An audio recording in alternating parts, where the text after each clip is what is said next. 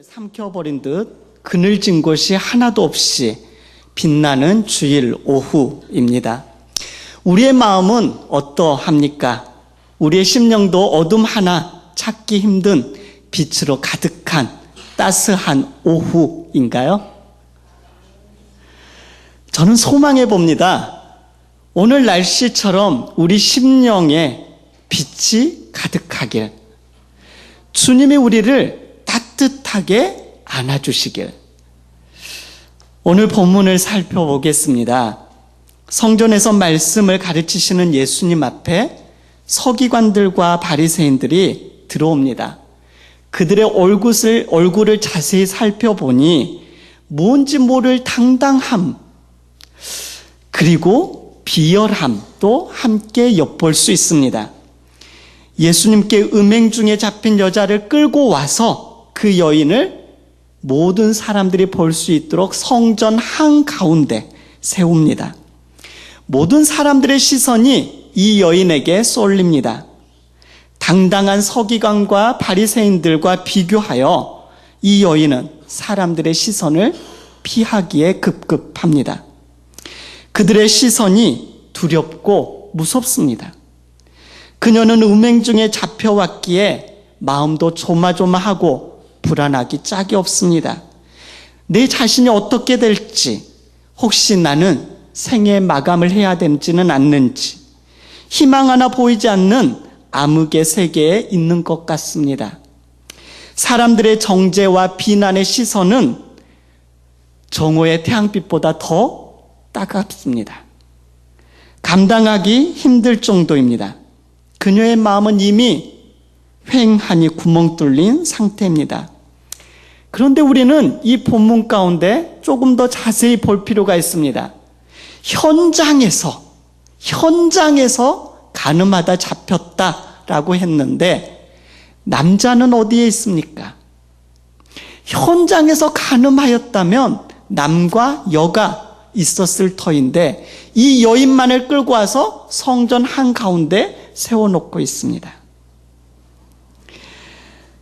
이 여인만이 이렇게 끌려와서 따가운 시선과 죄인이라는 올가미를 감당해야 하는 걸까요? 남자에 대한 이야기는 성경에서 전혀 찾아볼 수 없습니다. 남자니까 그럴 수 있지, 그런 생각에서였을까요? 서기관과 바리새인들은 단지 가늠한 이 여인을 돌로 쳐 죽이기 위해 주님 앞으로 끌고 왔습니다. 그 여인을 끌고 온 서기관과 바리새인들이 예수님께 질문합니다. 선생님, 이 여자가 가늠하다 현장에서 잡혔습니다. 모세 율법에 의하면 여자를 돌로 치라고 했는데 어떻게 말하겠습니까? 예수님을 고발할 생각으로, 예수님을 시험하려고, 예수님을 무너뜨리려는 수작을 가지고 왔습니다. 그런데 예수님은 침묵하십니다. 그리고 몸을 굽히십니다. 그 모습을 본 서기관들과 바리새인들은 기세등등하게 주님을 닥달합니다. 그들 눈에는 주님께 마땅한 답이 없을 것처럼 보였기 때문이죠. 예수님께서는 손가락으로 땅에 글을 쓰십니다. 서기관과 바리새인들이 감히 묻지도 못한 채 예수님을 바라볼 뿐이죠. 드디어 예수님이 일어나셔서 말씀하십니다. 너희 중에 죄 없는 자가 먼저 돌로 치라. 이 말씀은 너희 자신을 돌아보아라 라는 말이죠. 주님께서는 더 이상 그 어떤 말도 첨가하지 않으십니다. 그리고 예수님은 다시 몸을 굽히십니다. 손가락으로 땅에 글을 쓰십니다. 무슨 내용인지 알 수 없으나 그 자리에 있던 모든 사람들의 얼굴빛이 변하기 시작하더니 각자 양심에 자기 자신의 찔림을 받게 됩니다. 가늠한 여인을 돌로 쳐 죽이겠다고 자신들의 기득권을 위협하는 예수님을 무너뜨리려고 고속거리를 잡았다며 기세 좋게 폐지어왔던 무리들이 주님의 이 말씀에 어른에서부터 젊은이에 이르기까지 한 사람 한 사람씩 사라져버립니다. 그 현장의 도끼 어린 눈빛, 비아냥거리는 미소, 죽음으로 이끄는 정죄는 안개처럼 사라져버립니다. 그녀를 겹겹이 둘러싸고 있던 절망의 꺼풀들이 차례로 벗겨지기 시작하더니 마침내 완전히 소멸되어져 버립니다. 죽음의 절망 속에 버려진 여인에게 어떻게 이러한 경이로운 일이 일어날 수 있었을까요? 9절 하반절을 우리 다 같이 한번 읽어보도록 하겠습니다. 9절 제일 마지막 문장을 읽겠습니다. 시작. 오직 예수와 그 가운데 섰는 여자만 남았더라. 여인을 에워싸고 있던 죽음의 절망 한가운데에, 그 가운데에 누가 있었습니까? 예수님. 주님께서 그 여인과 함께 계셨습니다. 주님께서 절망 속에 그 여인과 함께 하심으로 그 무서운 죽음의 절망은 눈 녹듯이 사라져버리고 말았습니다. 그곳에 남은 사람은 오직 예수님과 현장에서 잡혀 끌려온 여자뿐입니다. 예수님께서 일어서십니다. 여자 외에 아무도 없는 것을 보시고 말씀하십니다. 여자여, 너를 고발하던 그들이 어디 있느냐? 너를 정죄한 자가 없느냐? 그제서야 여인은 주위를 둘러봅니다. 맹렬히 달려들 것처럼 보이던 맹수와 같던 그 사람들이 다 사라진 것을 확인한 후 주여, 없습니다. 그렇게 말합니다. 예수님께서 그녀를 바라보시며 이렇게 말씀하시죠. 나도 너를 정죄하지 않겠다. 가서 다시는 죄를 범하지 말아라. 간음의 현장에서 율법의 심판대 위로 올려진 그 여인, 그리고 이제 죽을 것만 같았던 그 절망의 자리에서 완전한 용서와 은총의 자리로 옮겨진 이 여인을 바라보십시오.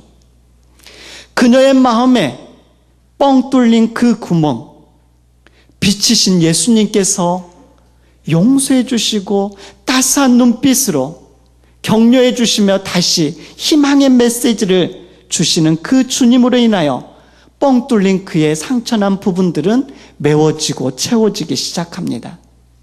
이제 그녀는 빛으로 충만해집니다.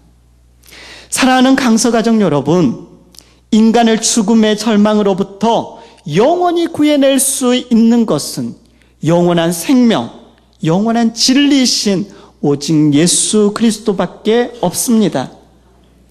영원한 생명 되신 예수님만이 인간의 그 어떤 절망도 반드시 소멸시켜버릴 수 있습니다.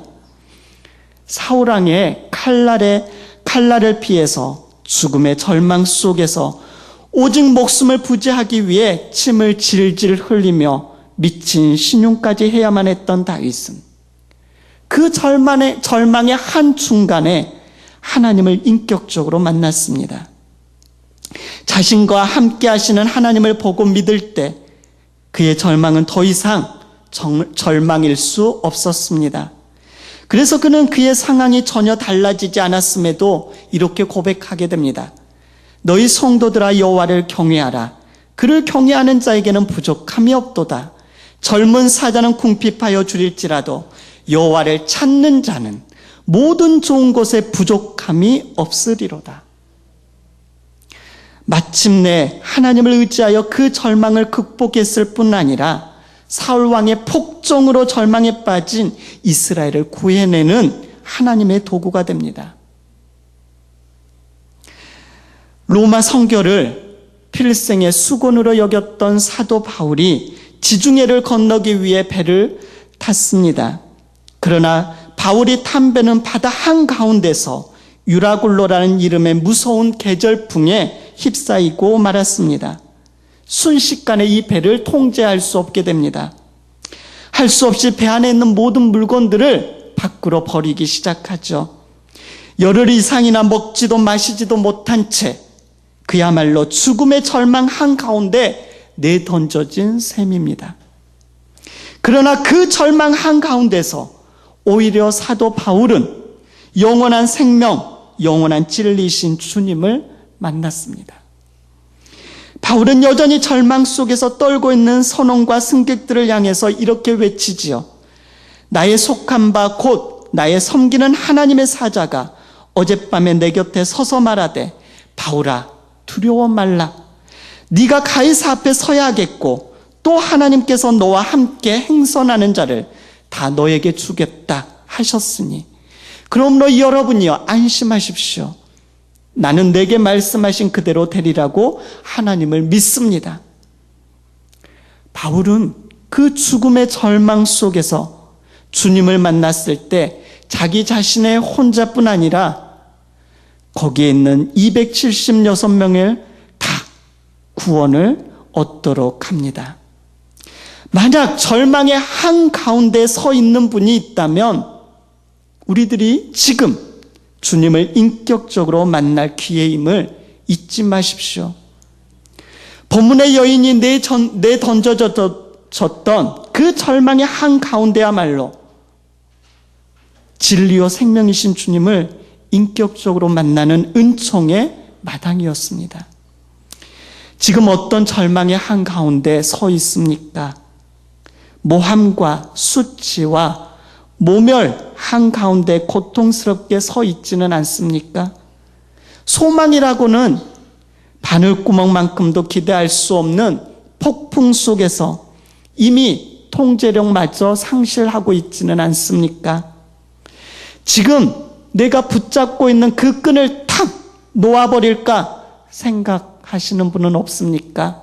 이제 이 관계를 청산해야 되겠다라고 생각하며 오랫동안 이어온 그 관계 끈을 놓아버리려고 하시는 분은 없습니까? 잊지 마십시오.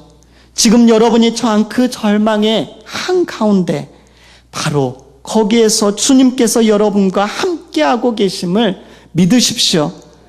지금이야말로 그분의 진리를 만날 때입니다.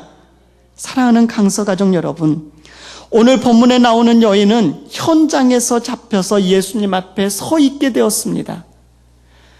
자기의 의지와는 상관없이 끌려와서 한가운데 성전 앞에 서 있습니다. 하지만 그곳에 예수님이 계셨습니다. 그리고 결국 오직 예수님과 그 가운데 섰던 여인만 남게 되었습니다. 주님은 그 여인을 정죄하지 않고 따스한 봄 햇살처럼 가라, 다시는 죄를 범하지 말아라 라고 말하며 그녀를 보냅니다. 그러나 여기에서 멈추어서는 안 됩니다. 내가 죽음의 절망 속에서 진정 주님을 인격적으로 만났다면, 그래서 주님을 의지하여 그 절망을 뛰어넘었다면 이제부터는 주님을 본받아 여전히 절망의 한가운데 서 있는 자들에게 주님의 생명과 진리를 전하는 삶을 우리는 살아야 할 것입니다. 절망의 한가운데 서 보기 전까지는 절망의 무서움을 알 재간이 없죠. 그래서 절망의 터널을 통과해 본 사람만 절망 속에 내던져진 자의 아픔을 알고 그에게 구원의 손길을 내밀 수 있습니다. 우리 주님은 여러분들의 그 고통, 아픔, 눈물을 알고 계십니다. 여러분들의 풍랑 속에서 어찌해야 될지 모르는 그 상황을 알고 계십니다. 우리 주님께서는 십자가에서 죽음의 절망을 친히 겪어보셨기에 우리의 절망을 아시고 우리의 절망 한가운데 있는 우리와 함께 하시어 그 절망으로부터 우리를 건져주시기를 원하십니다. 돌에 맞아 죽어야 하는 그 여인이 예수님 앞에 서자 그 여인은 새로운 시작을 하게 되었습니다. 무시무시한 십자가는 모든 이야기를 끝내는 절대적인 힘을 가지고 있습니다. 그러나 그 십자가도 예수님의 이야기를 끝내지 못했습니다. 오히려 그 십자가를 통해 전혀 새로운 세계가 시작되었습니다. 우리 앞에 아무리 깜깜한 세계와 깜깜한 상황이 있을지라도 다시 시작을 할 수 있습니다. 예수님을 따르는 우리는 그 절망의 자리에서도 끝이라고 생각하지 않고 이제 주님이 나와 함께 하시니, 주님이 나의 이 고통을 알고 계시니, 주님께서 이 문제에 대한 해답을 갖고 계시니 이제 끝이 아니라 새롭게 주님 안에서 새로운 이야기가 시작되는구나 라고 고백할 수 있습니다. 예수님께서는 우리가 읽지는 않았지만 12절에 이렇게 말씀을 하고 계시죠. 예수께서 또 말씀하여 이르시되 나는 세상의 빛이니 나를 따르는 자는 어둠에 다니지 아니하고 생명의 빛을 얻으리라. 고개를 드십시오. 정죄의 돌을 이제 내려놓으십시오. 그리고 나의 마음속에 구멍 뚫린 마음을 가지고 이 자리에 있다면 우리 주님에게 시선을 돌리십시오. 고정시키십시오. 그리하면 우리의 심령과 우리의 그 상황 속에서 주님의 함께 하심으로 우리의 영혼은 밝아지게 될 것입니다. 주님이 함께 하시기 때문입니다. 그리고 우리 주위를 좀 살펴보십시오. 가장 가까운 가족 중에 홀로 눈물 짓고 아파하는 이가 없는지, 마음 한쪽 구석에 뻥 뚫린 채로 점점 그 구멍이 넓혀지고 있는데 우리는 알아채지 못하고 그냥 그렇게 하루하루를 보내고 있지는 않은지. 사랑하는 강서가족 여러분, 주님과 함께 동행하여 우리의 가족, 우리의 목장 식구들, 우리의 이웃들에게 새로운 시작을 할 수 있도록 나아가는 우리 모두가 되십시다. 기도하겠습니다. 참 좋으신 하나님,